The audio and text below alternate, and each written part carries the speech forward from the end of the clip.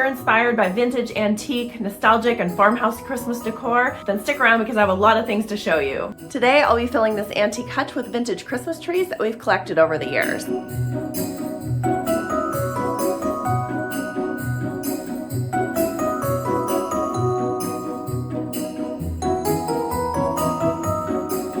Welcome back to another episode of Christmas at the Farmhouse. As you can see, I have piles of Christmas stuff sitting around. I did finish my mantle, and you can go watch that video if you'd like. But as I was compiling footage of all the other spaces in my farmhouse, I realized I had way too much footage for one video, and I decided to break it down into bite-sized pieces. So over the next couple weeks leading up to Thanksgiving, I will be posting different portions of my home, whether it be a buffet, my Christmas tree, my front porch. I have a hutch and a cabinet to do, as well as a bookshelf, a kitchen, and a coffee bar that I'm turning into a cocoa bar. And make sure you subscribe and click that notification button so you don't miss any of the other episodes that I have planned. So let's get started.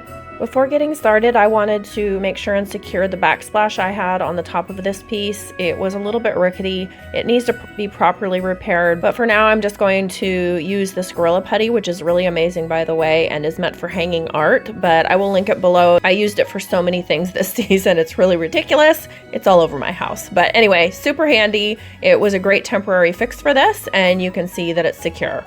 A quick look at the inside of this piece. I added wallpaper a while back. Again, I'll see if I can link that below. In fact, anything in this video that I've used that I can link, I will. Just check the description. Then I started digging out my Christmas trees. My mom and I have collected these over the years. I had quite a few and she had a lot as well. So I decided to combine them this year since we're living in the same home and just make a cool display out of them. Some light up, some do not. I'm going to go ahead and get all of them out and evaluate what I want to do.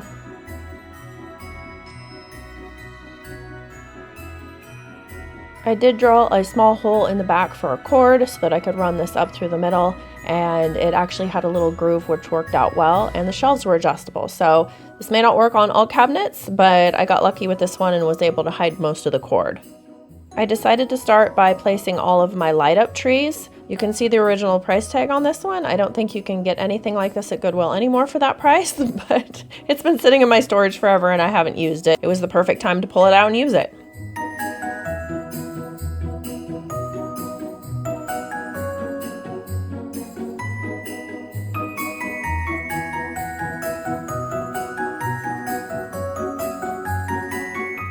Now, typically I would have put the larger ones on the bottom shelf because of the weight and just proportionate, but the top shelf was the largest, the bottom shelf was the smallest, ironically, so I had to kind of go with what worked, and I do feel like it turned out okay, but if you are doing something like this, I always try to do the heaviest stuff on the bottom. Just a little side tip.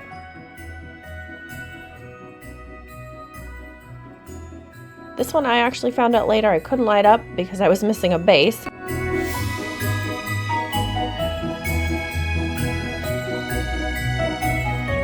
So I found that about half of the trees that I had did light up, so I'm gonna put 2 on each shelf, and then I will mix in all of the trees after that that don't light up. So right now I'm just trying to make sure they all work and putting them in the places where I want them.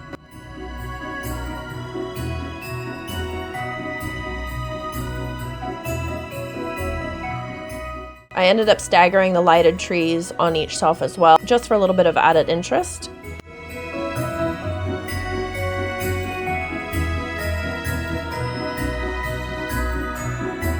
This old tree right here is my mom's favorite, so it's a little bit fragile. I gave it a prominent spot on the top. Also, it was the only shelf that it fit on. And if you're looking to find trees like this on your own, most of these are vintage. I've picked them up at thrift stores, yard sales, and such over the years. You can also find them on eBay or Etsy. Some of the trees were glitter, so I tried to balance them around each shelf as well.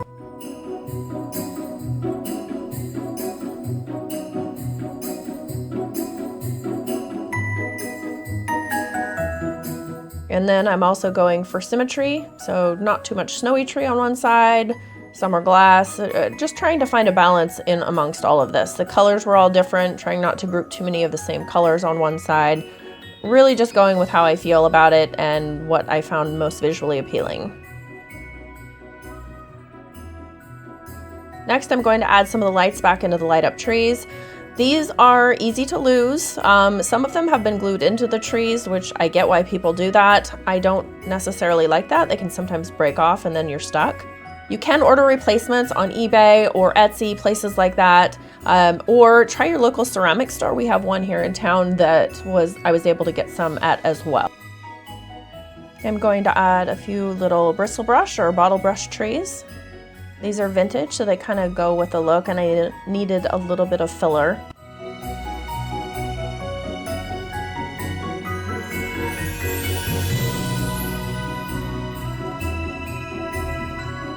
Next, I'm going to spend a little bit of time lighting them up. Not all of them had bases.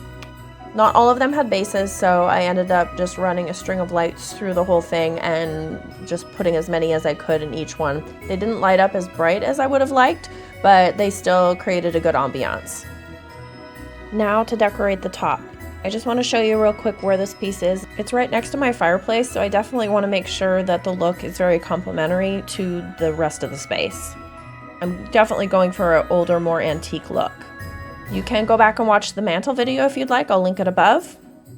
Anyway, I started by putting the largest tree that I had that did not fit in the cabinet on the top left-hand corner. I then added one of my favorite snowmen onto the top. I will be adding a snowman collection to the left-hand shelving area in this space. You'll see that later. I then just played around with some pieces, trying to decide what I felt like went well with it. I chose the Christmas tree art, which kind of made sense. I then just kind of held things up there to see what might go proportionate-wise or style-wise. The star was too big, but I did want some texture, so I opted for a wreath.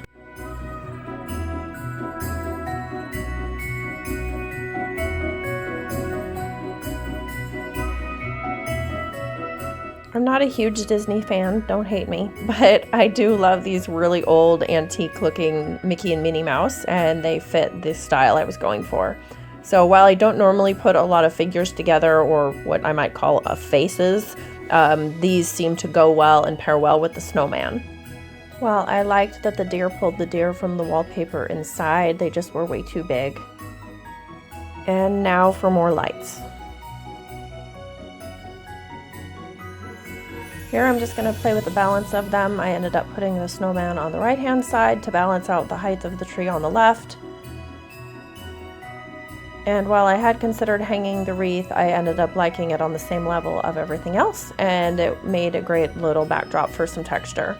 Again, I kept it simple. There's obviously a lot going on inside the hutch, and there's a lot going on the mantle next to it.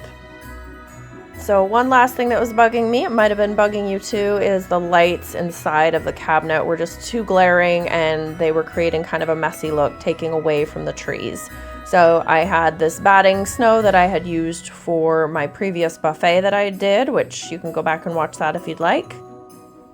So I just rolled the edges of it, kind of made it soft, and tucked it over the lights just lightly, so it created more of a glow. And it also hid the cords really well, so I didn't do too much. A few last minute little touches on top, and it's all done.